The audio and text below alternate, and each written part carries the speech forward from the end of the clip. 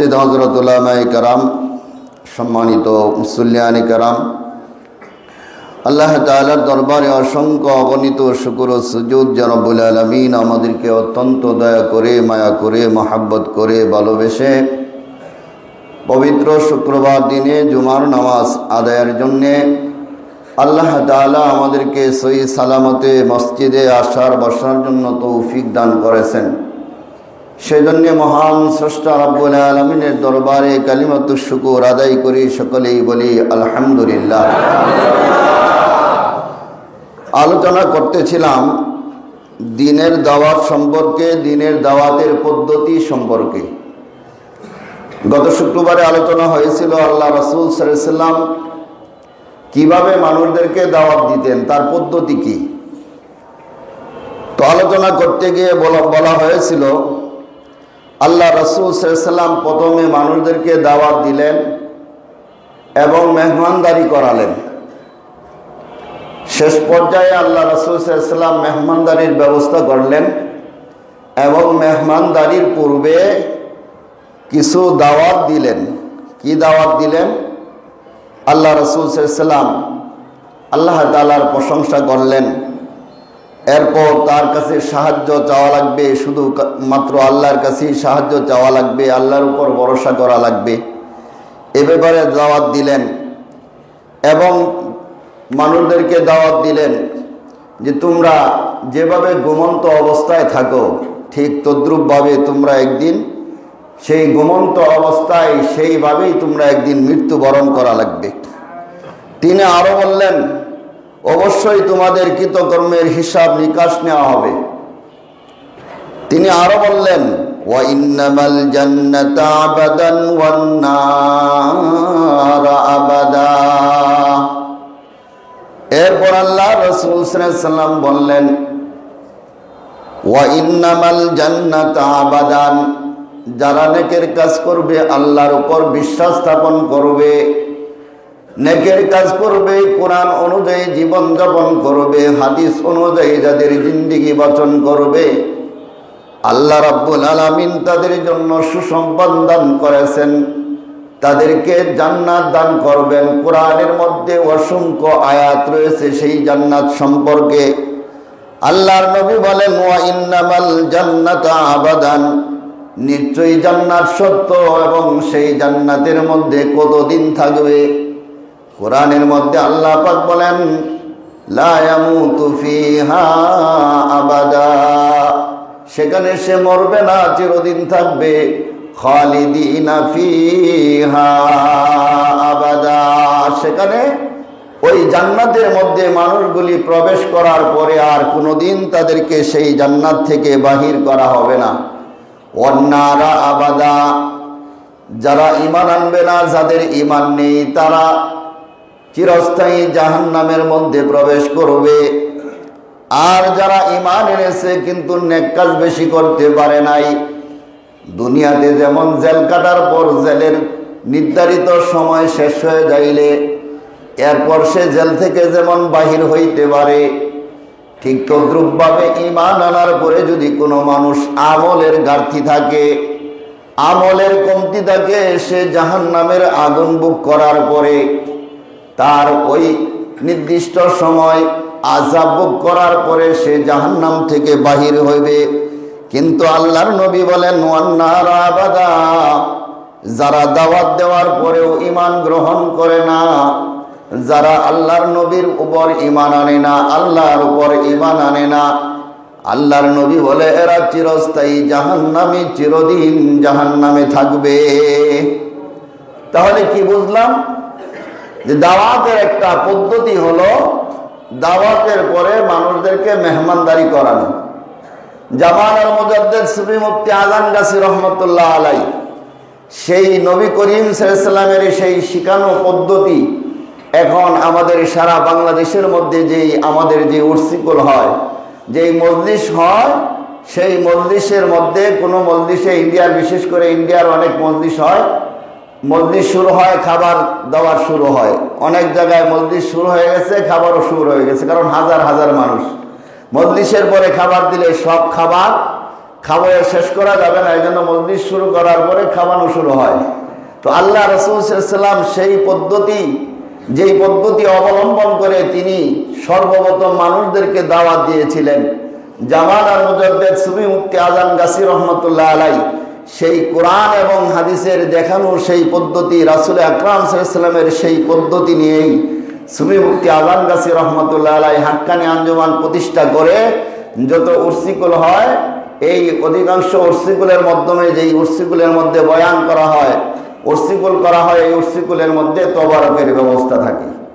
এটা কি সুফি মুফতি আজম গাছী রহমতুল্লাহ আলাইহির পদ্ধতি না রাসূল আকরাম সাল্লাল্লাহু আলাইহি ওয়াসাল্লামের দেখানো পদ্ধতি? এটা রাসূল আকরাম সাল্লাল্লাহু আলাইহি ওয়াসাল্লামের দেখানো পদ্ধতি। এই জন্য কোরআন হাদিসের অনুসরণ যদি কেউ করে, তাহলে সুফি মুফতি আজম গাছী রহমতুল্লাহ আলাইহির দরবারের অনুকরণ করাই মানে কোরআন হাদিসের অনুকরণ করা। কেন? যে এই দরবারের মধ্যে যে আমলগুলি করা হয়, প্রত্যেকটা আমল কোরআন এবং হাদিস অনুযায়ী করা হয়।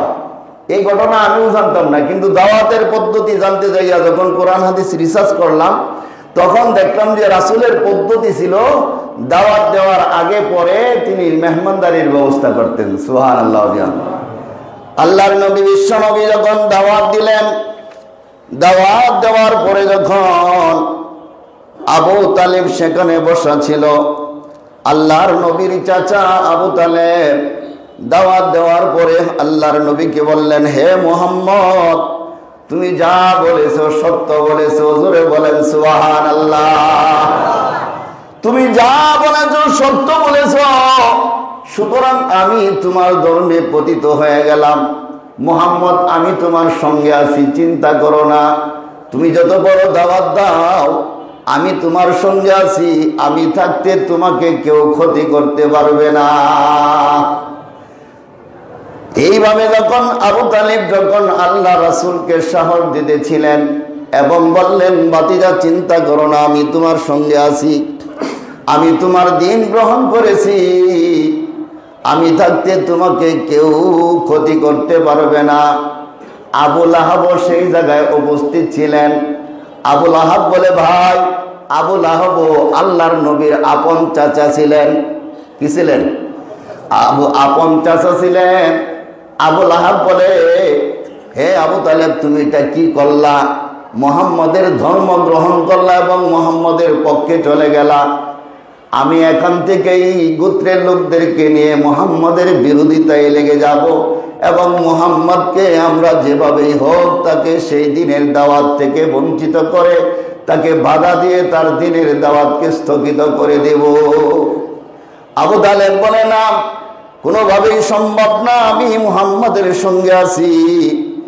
এইভাবে যখন আবু লাহাব যখন বিরোধিতা করতে শুরু করলো, কিতাবের মধ্যে লেখে আল্লাহর নবী বিশ্ব নবী যখন দাওয়াত দিতেন, ওই আবু তালিব যেই মজলিসে না থাকতেন, আবু লাহাব রাসূল আকরাম সাল্লাল্লাহু আলাইহি ওয়াসাল্লামের সেই চাচা, কিতাবের মধ্যে উল্লেখ করে রাসূল আকরাম সাল্লাল্লাহু আলাইহি ওয়াসাল্লামকে পাথর নিক্ষেপ করতেন।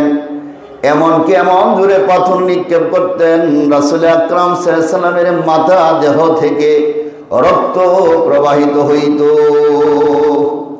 এত জোরে পাথর নিক্ষেপ করতেন আর বলতেন, মুহাম্মদ, এখনো সময় আছে, তুমি তোমার দিন থেকে ফিরে আসো।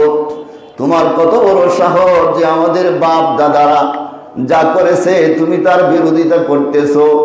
আমাদের বাপ দাদারা পূজা করতো মূর্তি পূজার, তুমি মূর্তি পূজার বিরোধিতা করতেছো।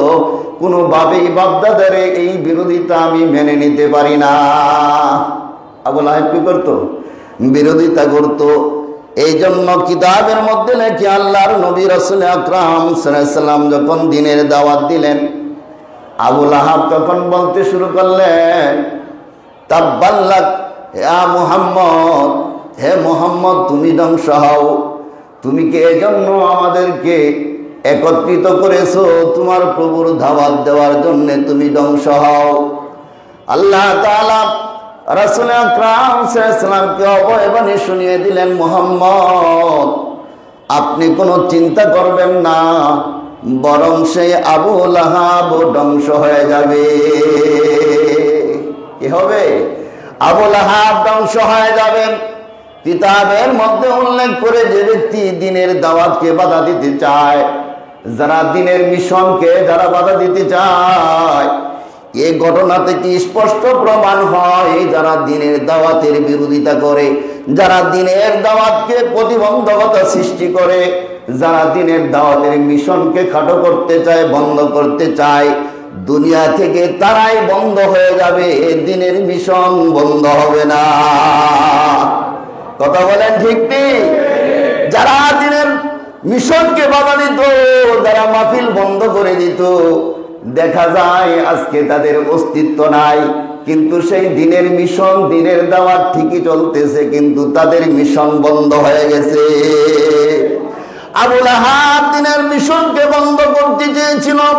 আল্লাহ তাআলা কোরআনের মধ্যে আয়াত নাযিল করে দিলেন, সূরা নাযিল করে দিলেন, হে মুহাম্মদ আপনি চিন্তা করবেন না, যারা দ্বীনের মিশনকে বন্ধ করতে চায় আমি আল্লাহ তাদের মিশন বন্ধ করে দিব, কিন্তু দ্বীনের মিশন কেউ বন্ধ করতে পারবে না।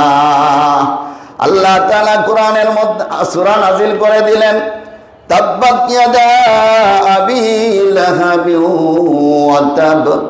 আল্লাহ তাআলা বলেন আবু লাহাবের হাত দুটো ভেঙে যাক, আবু লাহাবের হাত ধ্বংস হয়ে যাক, মানে আবু লাহাব ধ্বংস হয়ে যাক, এবং সে নিজেও ধ্বংস হয়েছে, আবু লাহাব ধ্বংস হয়ে গেছে। আল্লাহ বলেন আবু লাহাব যে ধ্বংস হয়ে যাবে, হে নবী সে আপনাকে বদদুয়া করেছে, বরং সেই বদদুয়ার কিছু হবে না, যেই বদদুয়া করেছে সে নিজেই বদদুয়ার মধ্যে পড়ে যাবে।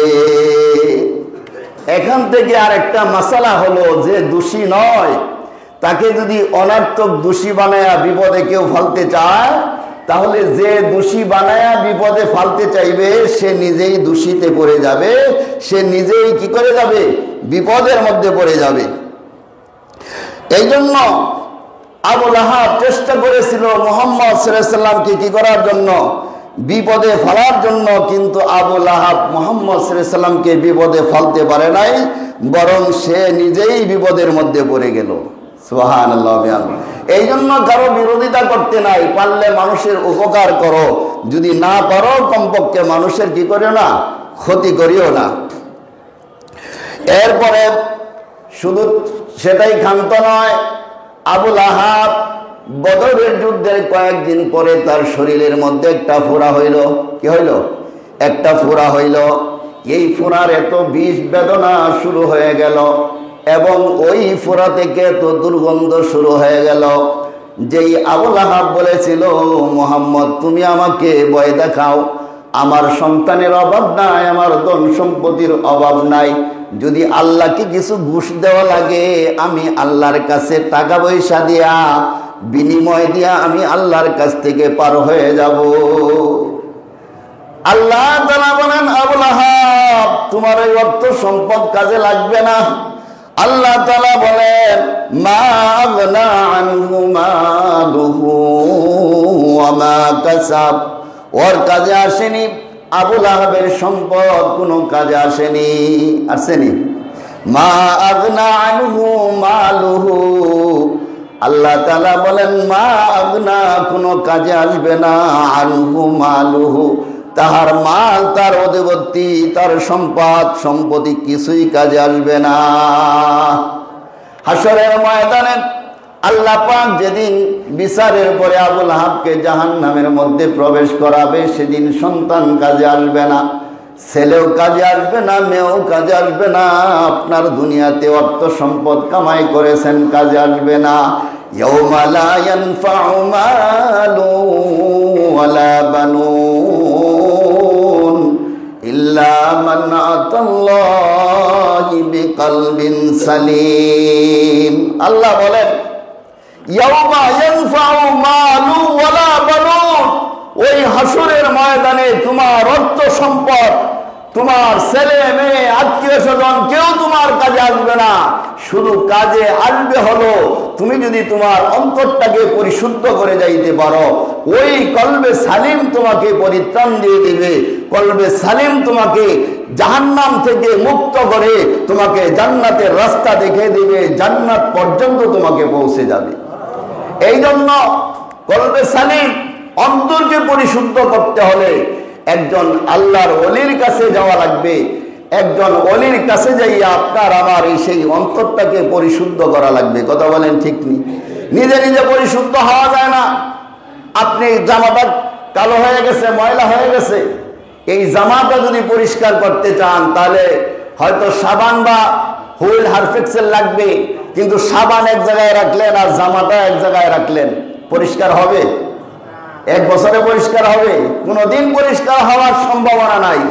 পরিষ্কার কখন হবে?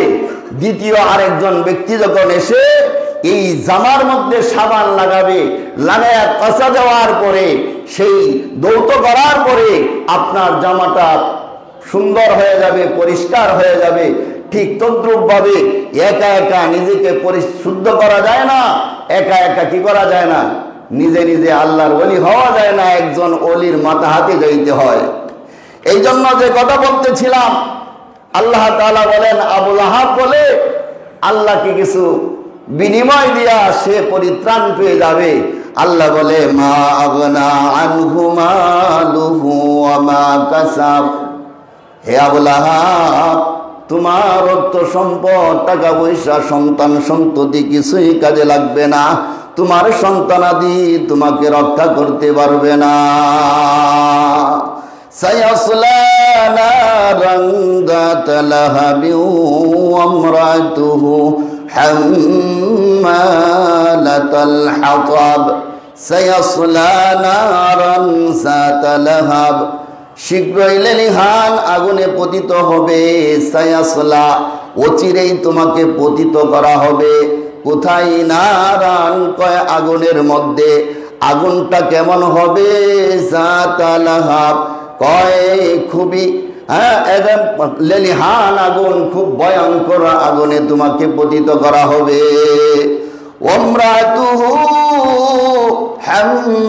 হাম্মালাতাল হাতাব, এবং ওর স্ত্রী যে লাকড়ি বহন করে বেড়াতো, এবং মুহাম্মদ সাল্লাল্লাহু আলাইহি সাল্লাম যেই রাস্তা দিয়ে হাঁটতেন, আবু লাহাবের স্ত্রী তার স্বামীর সহযোগিতা করত, এবং মুহাম্মদ সাল্লাল্লাহু আলাইহি সাল্লাম যে রাস্তা দিয়ে হাঁটতেন, জঙ্গলার থেকে আবু লাহাবের স্ত্রী কাঁটাযুক্ত কাঁটা এনে, গাছের ছাল বাকর এনে কাঁটাযুক্ত সেই ছাল রাস্তার মধ্যে ফেলে রাখত। কেন? যে এই দিক দিয়ে রাস্তার মধ্যে মুহাম্মদ সাল্লাল্লাহু আলাইহি সাল্লাম যাবে, আর যেন ওই রাস্তার ওই কাঁটা যেন মুহাম্মদ সাল্লাল্লাহু আলাইহি সাল্লামের পায়ের মধ্যে লাগে। মুহাম্মদ সাল্লাল্লাহু আলাইহি সাল্লামের দরবারে যে সমস্ত লোক যাবে তারা যেন ক্ষতিগ্রস্ত হয়। আল্লাহ তাআলা তাদেরকে তার ব্যাপারেও বলেছে, ওয়ামরাতুহু হাম্মালাতাল হাতাব, এবং তার স্ত্রীও সে কি করবে? লাকড়ি বহন করে, যেমন এই লাকড়ির আগুনেই তাকে জাহান্নামের মধ্যে জ্বালানো হবে। এই জন্য আল্লাহ তাআলা বলে দিলেন, মুহাম্মদ চিন্তা করবেন না, ফি জিদিহা হাবলুম মিন মাসাদ। আল্লাহ তাআলা শুধু তাই বলেন নাই, আরো বলেন, ওই মহিলা সে কি করত? জঙ্গলা থেকে লাকড়ি বহন করত, লাকড়ি বহন করে আনতো, আর ওই লাকড়ি দিয়া হাসরের ময়দানে আল্লাহ বলেন, ওই লাকড়ি বান্দার জন্য যেই রশি ব্যবহার করেছে, হাসরের ময়দানে যখন জাহান্নামী ওই আবু লাহাবের স্ত্রীকে দেওয়া হবে, তার গলার মধ্যে সেই জাহান্নামের জিঞ্জির দ্বারা পেঁচায়া তাকে জাহান্নামের মধ্যে নিক্ষেপ করা হবে। এখন শাস্তি হলো কি?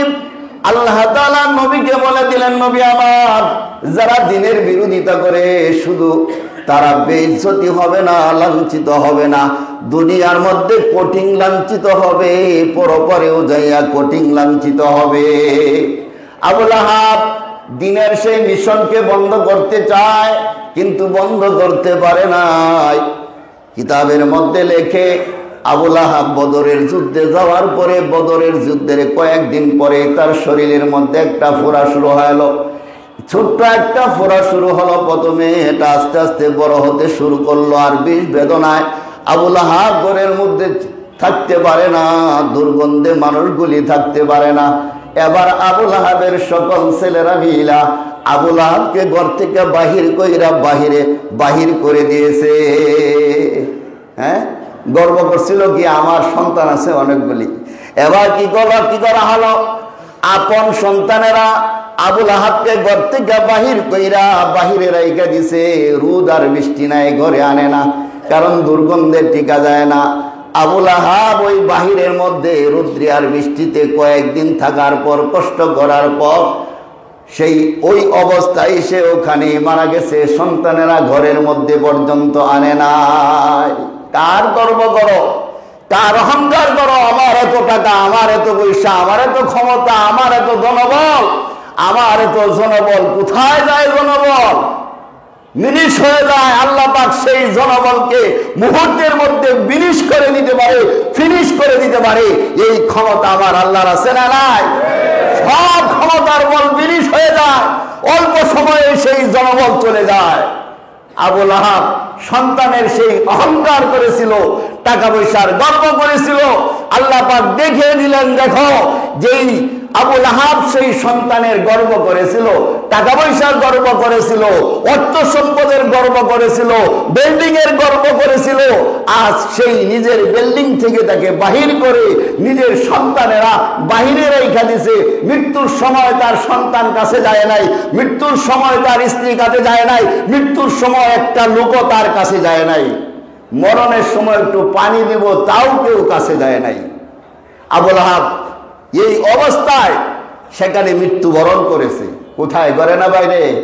ঘরের বাহিরে, কেউ যায় নাই। এবার যখন মৃত্যুবরণ করেছেন, ছেলেরা দুর্গন্ধে কাছে যাইতে চায় না, কাছে যায় না। এবার দুর্গন্ধে যখন এলাকা অতিষ্ঠ হয়ে যাইতে শুরু করলো, কি করা যায়? এবার তো কমপক্ষে তাকে মাটির নিচে দেওয়া লাগবে, কবর দেওয়া লাগবে।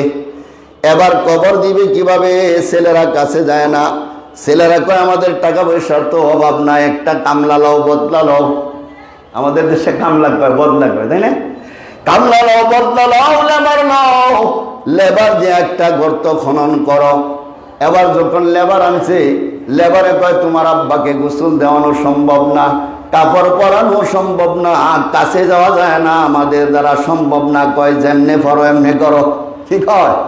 যেমনে পারো এমনে করো। কয়, যদি তাই হয় আমরা একটা কাজ করতে পারবো, গর্ত খনন করে কাঠ দিয়া দাকায়া দাকায়া ওই গর্তের মধ্যে ফালায়া পাথর দিয়া তাকে চাপা দিতে পারবো, এর বেশি কিছু করতে পারবো না। ছেলেরা কোথায় করো, এর বেশি আমাদের কিছু লাগবে না। এবার লেবারেরা একটা গর্ত খনন করছে, গর্ত খনন করার পরে বড় একটা কাঠের লাঠি নিছে, লাঠি নিয়ে ধাক্কায়া ধাক্কায়া ধাক্কায়া ধাক্কায়া আবুল আহাবকে ওই গর্তের মধ্যে ফালায়া দূর থেকে পাথরগুলি নিক্ষেপ কইরা তাকে জীবন্ত চেপা মাটি দেয়া ওখান থেকে বিদায় হয়ে গেছে। চোখের সামনে তো আমাদের ইতিহাস আছে। জ্ঞানী ব্যক্তি যারা যদি ইতিহাস যদি গ্রহণ করে, ইতিহাস যদি তালাশ করে, তাহলে কোনো মানুষ দিনের মিশনকে থামাতে চাইবে না, কোনো মানুষ সেই দিনের বিরোধিতা করতে পারে না, কোনো মানুষ দিনের মিশনকে বাধাগ্রস্ত করতে পারে না। কথা বলেন ঠিক নেই? যারা না বুঝে, ইতিহাস যারা না জানে, তারাই এই কাজটা করে। এবার গেল আবুল আহাব তো বিদায় হয়ে গেল। এবার আবুল আহাবের স্ত্রী তো মুহাম্মদ সাল্লাল্লাহু আলাইহি ওয়াসাল্লামের বিরোধিতা করেছে। কথা বলেন ঠিক নেই? বিরোধিতা করেছে। এবার তার স্ত্রীর কি দুর্দশা হলো? কয় দুর্দশা হলো, একদিন বনের মধ্যে কাঠ কাটতে গেছে, আর ওই কাঠের লাকড়ি সে বাসাতো আনতো, কারণ কৃপণ ছিল। কি ছিল? কৃপণ ছিল। অনেক ধনী মানুষ আছে, এত কৃপণের কৃপণ, হ্যাঁ নিজে কৃপণ, তার বউ আরো বেশি কৃপণ, তার আহলিয়া আরো বেশি কৃপণ। জীবনে খালি টাকা জোগাড়ি করে, সংগ্রহ করে, বুক করে দেখে না। হ্যাঁ, কিছু মানুষ আছে আল্লাহ পাক এদেরকে অর্থ সম্পদ দিছে, শুধু পাহারাদার হিসাবে এদেরকে বুক করতে দেয় না। কোটি কোটি টাকার মালিক বুক করে না, খালি জমায় আর জমায়। কথা বুঝেন নাই? এরা হলো ওই যে আবুল আহাবের যে সিস্টেম, এদের ওই সিস্টেম। যে সমস্ত মা বোনেরা টাকা খরচ করতে চায় না, শুধু জমাইতে চায়, এটা হলো আবুল আহাবের স্ত্রীর। এই আবুল আহাবের স্ত্রীর সিস্টেম ছিল শুধু টাকা পয়সা জমাইতো আর খরচ করতো না। বন থেকে লাকড়ি কাইটাই না, লাকড়ি জ্বালাইতো, কিন্তু কিনা ব্যবহার করতো না। কোটি কোটি টাকার মালিক থাকার পরেও সে কি করতো না, এই টাকা খালি জমাইতো আর ব্যাংকে জমাইতো। তো মাস গেলে আমার 2 লাখ টাকা ব্যাংকে জমানো লাগবে, এখন খায় আর না খাই 2 লাখ টাকা দেওয়ান লাগবো। কোটি কোটি টাকার মালিক এই টাকা নিয়ে সব খালি ব্যাংকে জমায়, মাস গেলে 10 লাখ 20 লাখ টাকা পায়, এরপরে তার হয় না, শেষে যায় কর্জা কর্জা করে, অনেক ইতিহাস এরকম শুনি, কয় হুজুর এত লাখ লাখ টাকার মালিক, এরপরে মাসের টেতে কর্জা করেন। কর্জা করেন কেন? ওই সব টাকা আমাদের, এরপর মাছ চলে না, এই যে টুকটাক অনেক সময় একটু এদিক সেদিক করে টাকা পয়সা কামাই করি আর খাই। কথা বুঝেন নাই? তো আবুল আহাবের স্ত্রী লাকড়ি গাইতে আইনা একটু কাটাযুক্ত রাত্রিগুলি মোহাম্মদ সাল্লাল্লাহু আলাইহি ওয়াসাল্লামের রাস্তার মধ্যে ফালায় রাখতো। 2 নম্বর হলো ওই রাত্রিগুলি সে বাড়িতে নিয়ে আসতো, কেউ কেউ বলছে সে রাত্রি নিয়ে যে বিক্রিও করতো। তো এই আবুল আহাবের স্ত্রী তার মরণের অবস্থা হলো, একদিন যখন সে বনে গেছে, কাঠ কাইটা যখন রশি দিয়া বাঁধছে, বান্দার অবস্থায় যখন এই লাকড়িগুলি উঠাইতে গেছে, তো এই লাকড়ির ভিতর দিয়া, রশির ভিতর দিয়া গলা হান হয়ে গেছে। কথা বুঝেন নাই? মনে করেন এরকম বাঁধছে, বান্দার পরে যখন উঠাইতে গেছে, তো গলার মধ্যে রশি ঢুকে গেছে। ঢুকে জমের পরে এবার আর ছড়াইতে পারে না, রশি যখন গলার মধ্যে ঝুলে গেছে, উল্টা আবার ঝুলার কারণে রশি তার গলার মধ্যে, শেষ পর্যন্ত আবুল আহাবের স্ত্রী এই গলার এর মধ্যে রশি পেঁচাইয়া ওই রশি দ্বারা সে মৃত্যুবরণ করছে।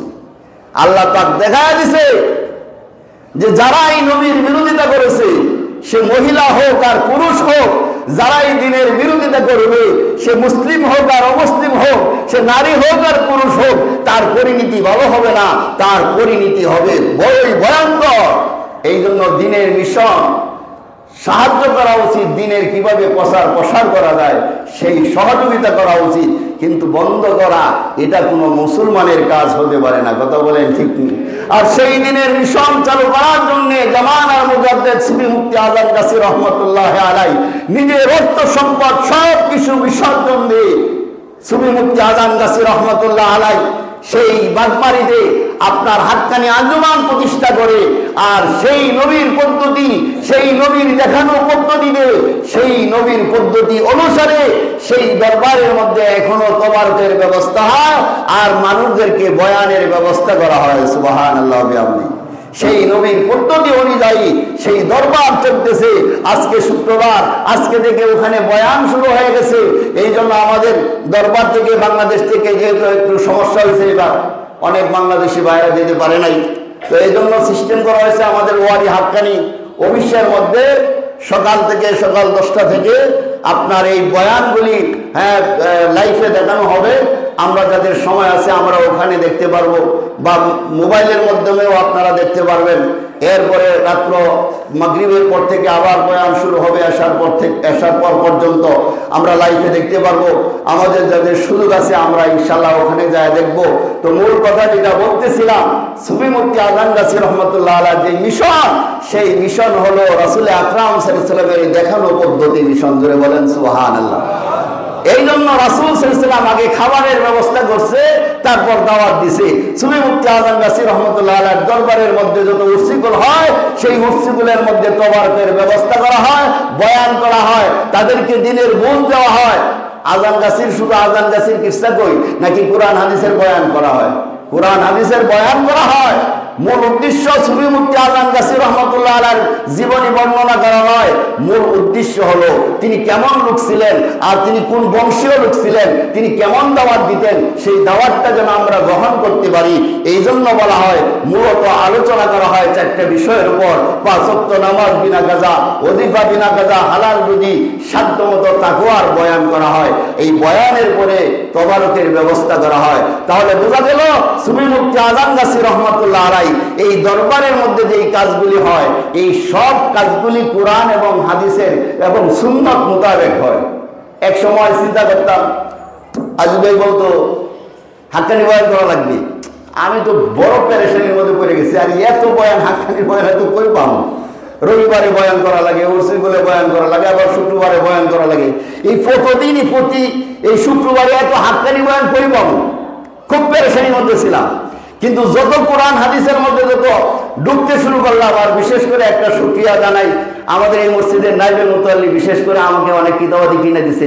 এখানে অনেক কিতাব আছে, আপনারা যদি কেউ পড়তে চান, এটার মধ্যে লিস্টি করা আছে, মৌলানা সাহেবের কাছ থেকে আপনারা নিতে পারেন, নাম লেখায়া। উনি আমাকে কিতাব মুতালা করার জন্য উদ্বুদ্ধ করেছে। এখন যতই কিতাব মুতালা করি আর যতই মুতালা করতে থাকি, এখন দেখি যত বয়ান সব হলো হাক্কানি দরবারের বয়ান।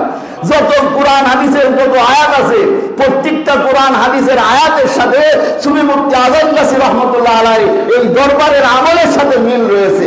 এখন আর বয়ান করতে সমস্যা নাই, যেই বয়ান করে এটা দিকে হাক্কানির বয়ান।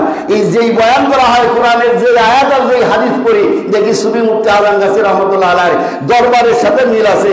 এখন বরাবরই বুঝতে পারছি সুফি মুফতি আজম গাছী রহমতুল্লাহ আলাইহির দরবারের মধ্যে যে আমল করা হয় প্রত্যেকটা আমল কোরআন এবং হাদিসের আমল। ব্যক্তিগত সুফি মুফতি আজম গাছী রহমতুল্লাহ আলাইহির ব্যক্তিগত কোনো তার আমল দেখায়নি, যে আমলগুলি দিয়েছে প্রত্যেকটা আমল কোরআন এবং হাদিসের আমল।